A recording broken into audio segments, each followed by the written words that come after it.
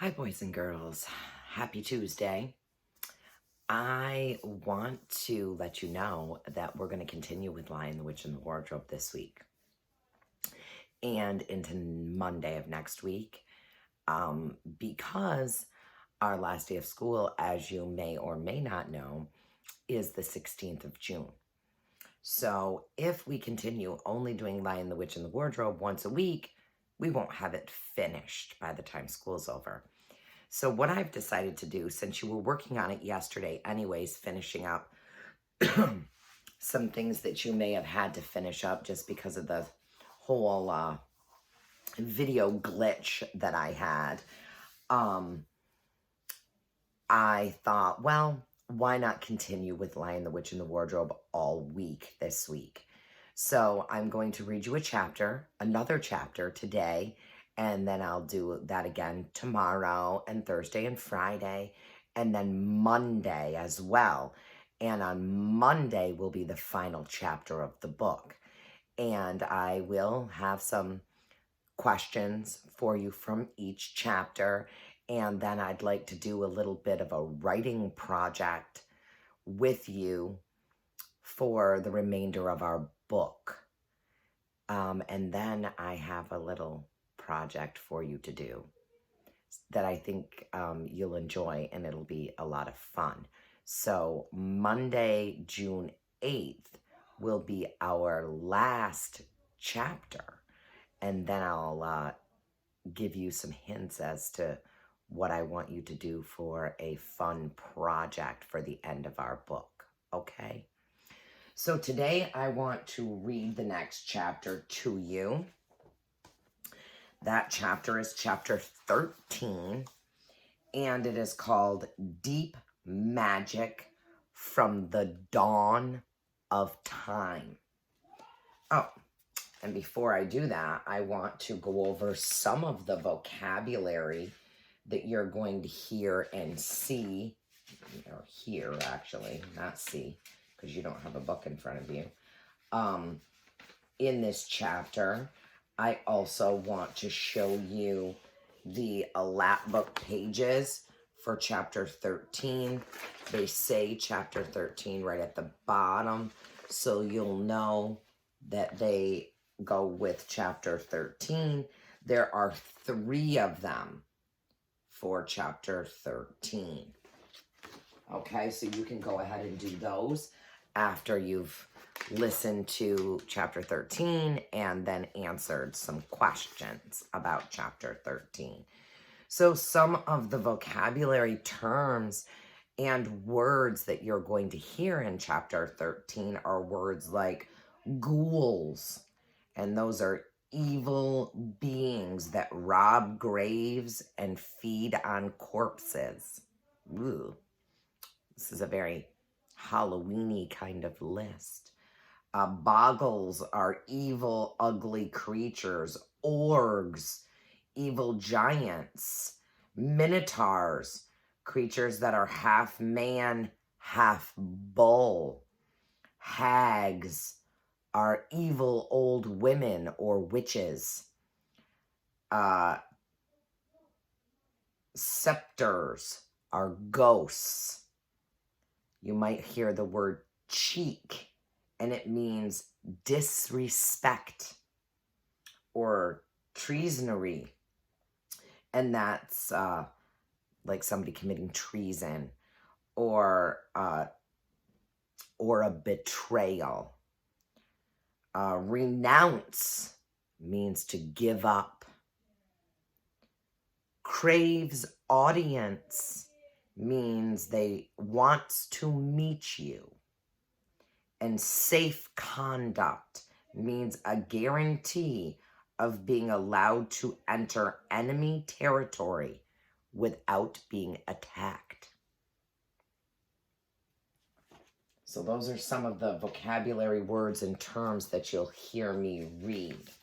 When I'm done reading chapter 13, I'll go over the questions with you that I want you to answer today.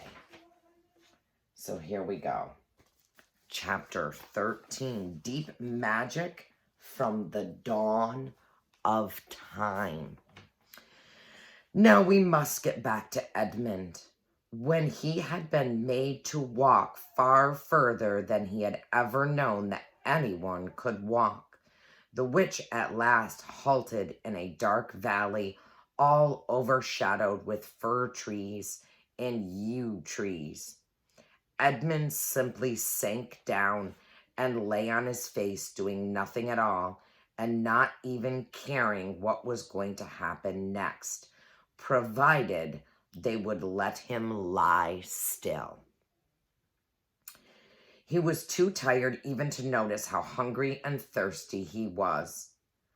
The witch and the dwarf were talking close beside him in low tones. "No," said the dwarf, "it is no use now, O queen. They must have reached the stone table by now. Perhaps the wolf will smell us out and bring us news," said the witch. "It cannot be good news if he does," said the dwarf. "4 thrones in Char Parvel," said the witch. "How if only 3 were filled? That would not fulfill the prophecy." "What difference would that make now that he is here?" said the dwarf. He did not dare even now to mention the name of Aslan to his mistress. "He may not stay long, and then we would fall upon the 3 at Char." "Yet it might be better," said the dwarf, "to keep this one." Here he kicked at Edmund. "For bargaining with." "Yes, and have him rescued," said the witch scornfully. "Then," said the dwarf, "we had better do what we have to do at once." "I would like to have done it on the stone table itself," said the witch. "That is the proper place. This is where it has always been done before." "It will be a long time now before the stone table can again be put to its proper use," said the dwarf. "True," said the witch, and then, "Well, I will begin." At that moment, with a rush and a snarl, a wolf rushed up to them. "I have seen them. They are all at the stone table with him. They have killed my captain, Margrim. I was hidden in the thickets and saw it all. One of the sons of Adam killed him. Fly, fly." "No," said the witch. There need be no flying. Go quick, summon all our people to meet me here as speedily as they can. Call out the giants and the werewolves and the spirits of those trees who are on our side. Call the ghouls and the boggles and the orgs and the minotaurs. Call the cruels, the hags, the specters, and the people of the toadstools.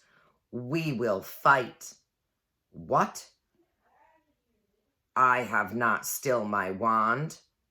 Will not their ranks turn to stone even as they come on? Be off quickly. I have a little thing to finish here while you are away."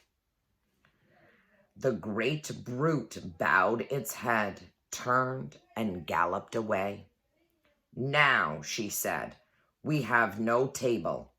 Let me see.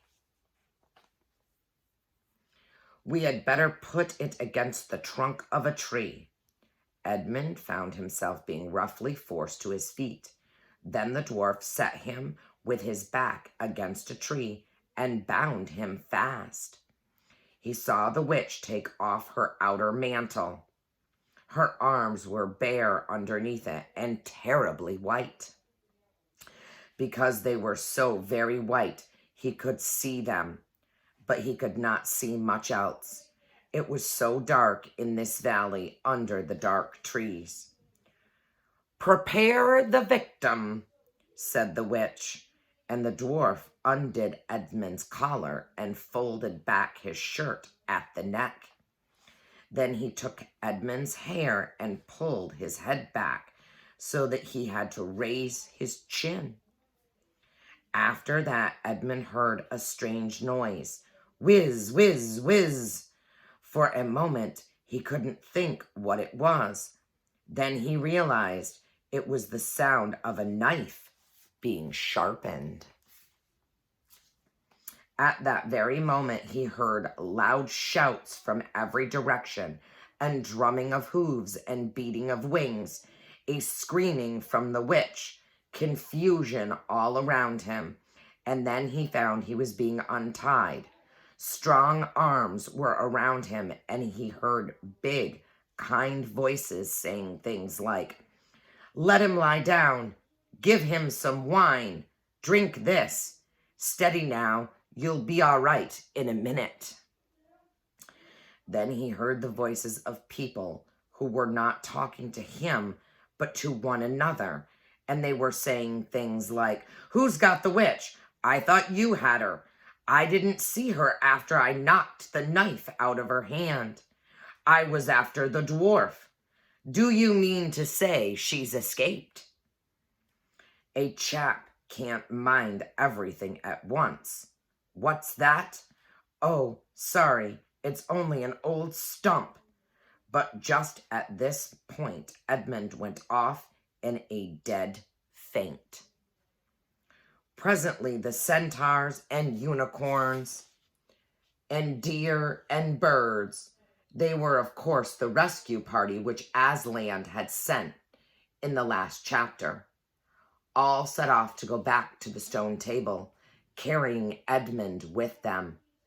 But if they could have seen what happened in that valley after they had gone, I think they might have been surprised. It was perfectly still, and presently the moon grew bright. If you had been there, you would have seen the moonlight shining on an old tree stump and on a fair-sized boulder. But if you had gone on looking, you would gradually have begun to think there was something odd about both the stump and the boulder. And next, you would have thought that the stump did look really remarkably like a little fat man crouching on the ground.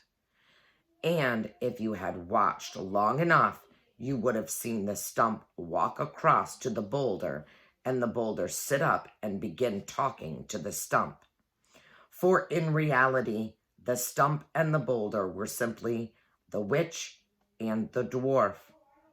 For it was part of her magic that she could make things look like what they aren't.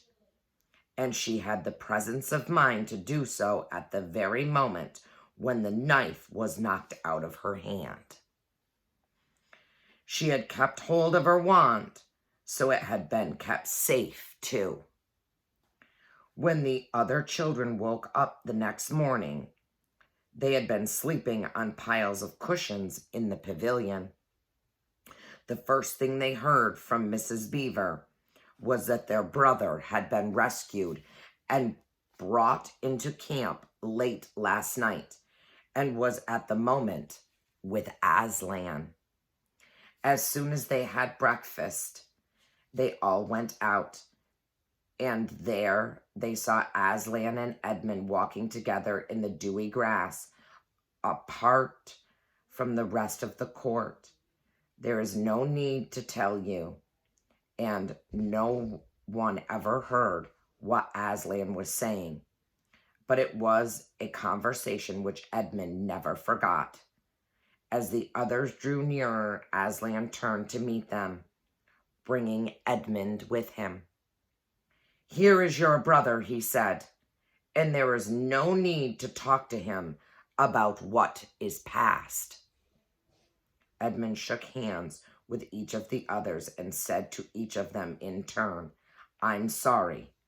And everyone said, "That's all right." And then everyone wanted very hard to say something which would make it quite clear that they were all friends with him again. Something ordinary and natural. And of course, no one could think of anything in the world to say. But before they had time to feel really awkward, one of the leopards approached Aslan and said, "Sire, there is a messenger from the enemy who craves audience." Remember, that means that they want to come to talk to Aslan. "Let him approach," said Aslan. The leopard went away and soon returned, leading the witch's dwarf. "What is your message, son of Earth?" asked Aslan. "The Queen of Narnia and Empress of the Lone Isle desires a safe conduct to come and speak with you," said the dwarf, "on a matter which is as much to your advantage as hers." "Queen of Narnia, indeed," said Mr. Beaver. "Of all the cheek." "Peace, Beaver," said Aslan. "All names will soon be restored to their proper owners. In the meantime, we will not dispute about them. Tell your mistress, son of Earth, that I grant her safe conduct on condition that she leaves her wand behind her at that great oak." This was agreed to, and 2 leopards went back with the dwarf to see that the conditions were properly carried out. "But supposing she turns the 2 leopards into stone," whispered Lucy to Peter. I think the same idea had occurred to the leopards themselves. At any rate, as they walked off, their fur was all standing up on their backs, and their tails were bristling, like a cat's when it sees a strange dog. "It'll be all right," whispered Peter in reply. He wouldn't send them if it weren't. A few minutes later, the witch herself walked out onto the top of the hill and came straight across and stood before Aslan.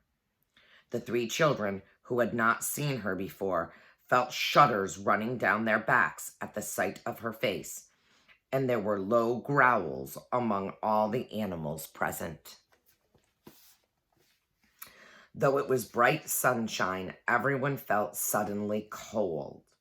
The only 2 people present who seemed to be quite at their ease were Aslan and the witch herself.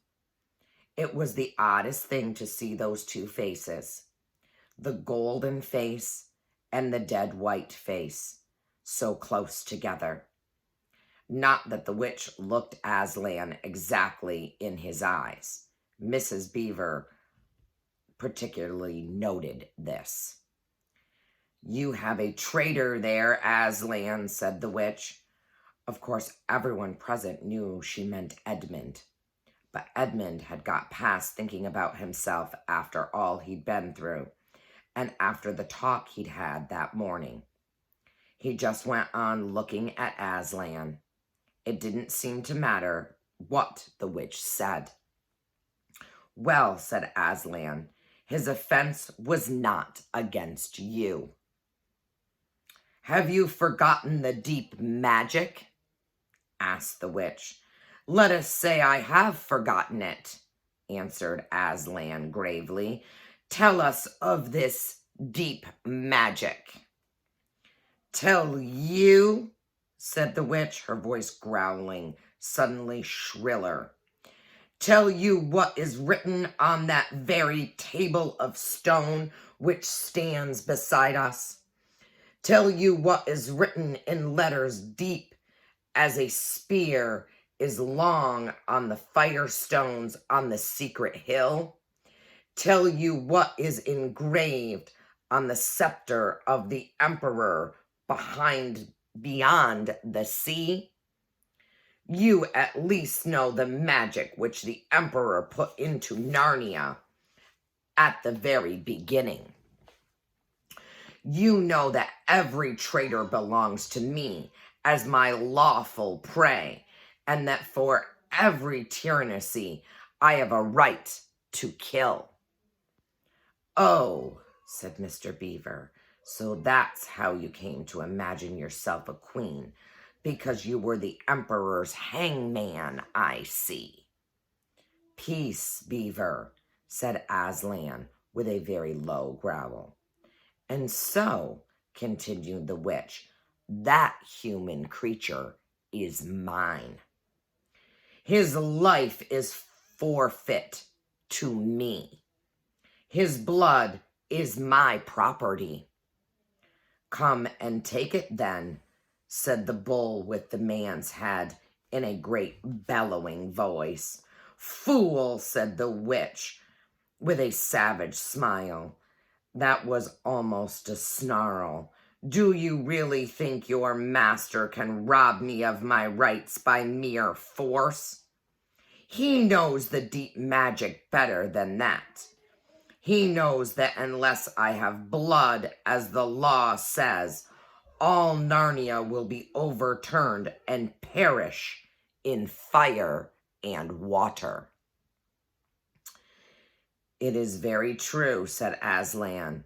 "I do not deny it." "Oh, Aslan," whispered Susan in the lion's ear, "can't we, you won't, will you? Can't we do something about the deep magic? Isn't there something you can work against it?" "Work against the emperor's magic?" said Aslan, turning to her with something like a frown on his face. And nobody ever made that suggestion to him again. Edmund was on the other side of Aslan, looking all the time at Aslan's face. He felt a choking feeling and wondered if he ought to say something. But a moment later, he felt that he was not expected to do anything except to wait and do what he was told. "Fall back, all of you," said Aslan, "and I will talk to the witch alone." They all obeyed. It was a terrible time, this waiting and wondering, while the lion and the witch talked earnestly together in low voices. Lucy said, "Oh, Edmund," and began to cry. Peter stood with his back to the others, looking at the distant sea. The beavers stood holding each other's paws with their heads bowed. The centaurs stamped uneasily with their hooves.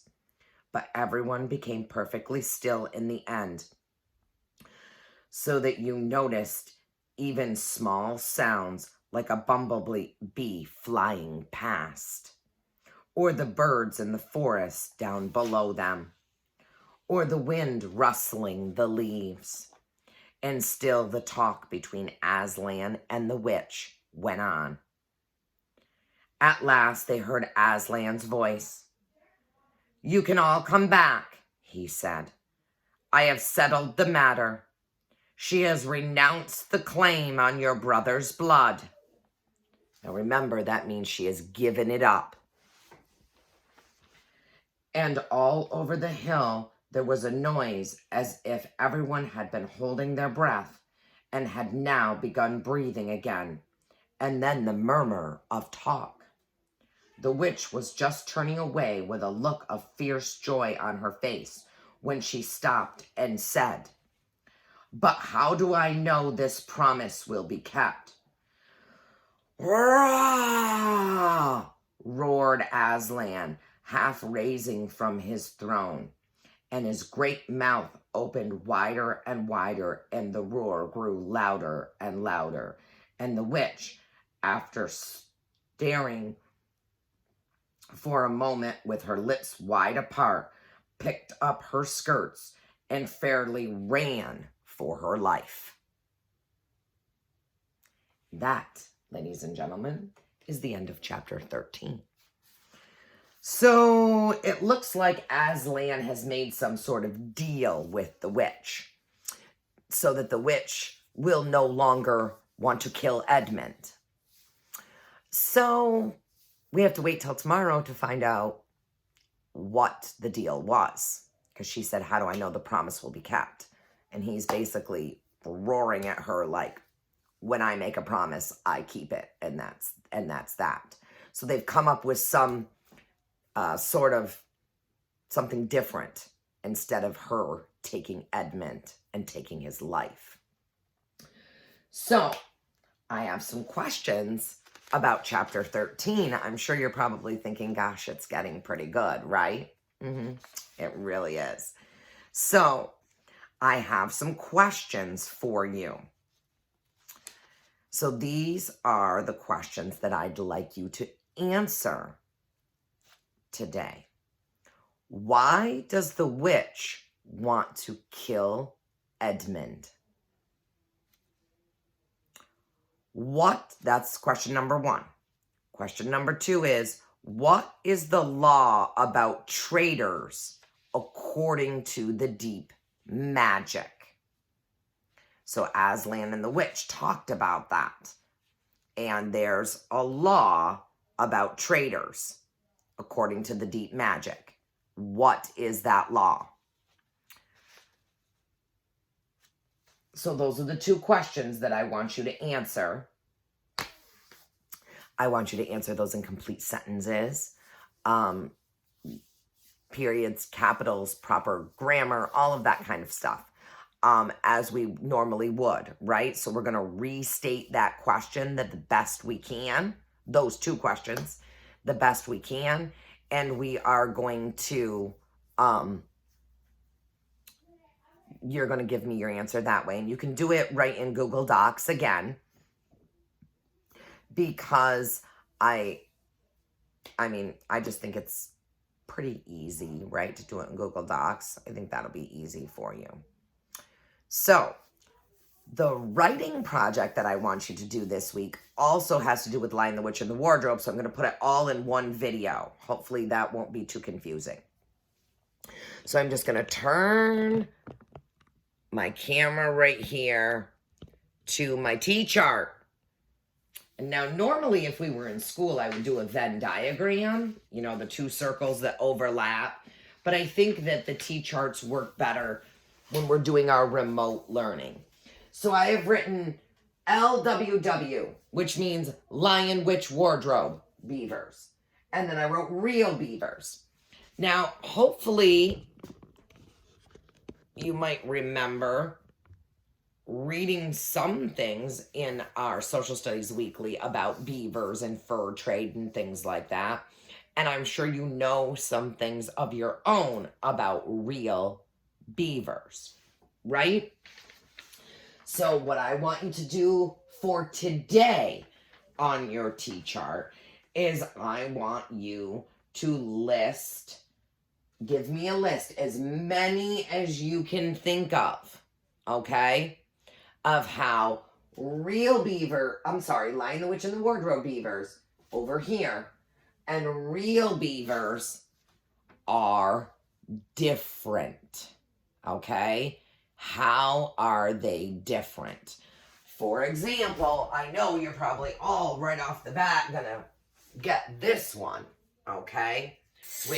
And on our T-chart, they don't have to be in complete sentences either, okay? So, in The Lion, the Witch, and the Wardrobe, Mr. and Mrs. Beaver can talk. And real beavers, they can't talk, can they?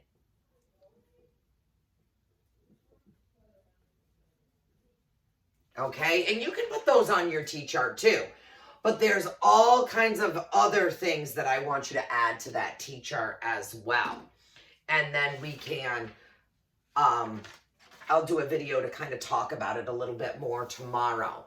So how the Lion, the Witch, and the Wardrobe beavers are different from the real beavers. Okay? All right, so that's going to be our writing and our ELA for today, boys and girls.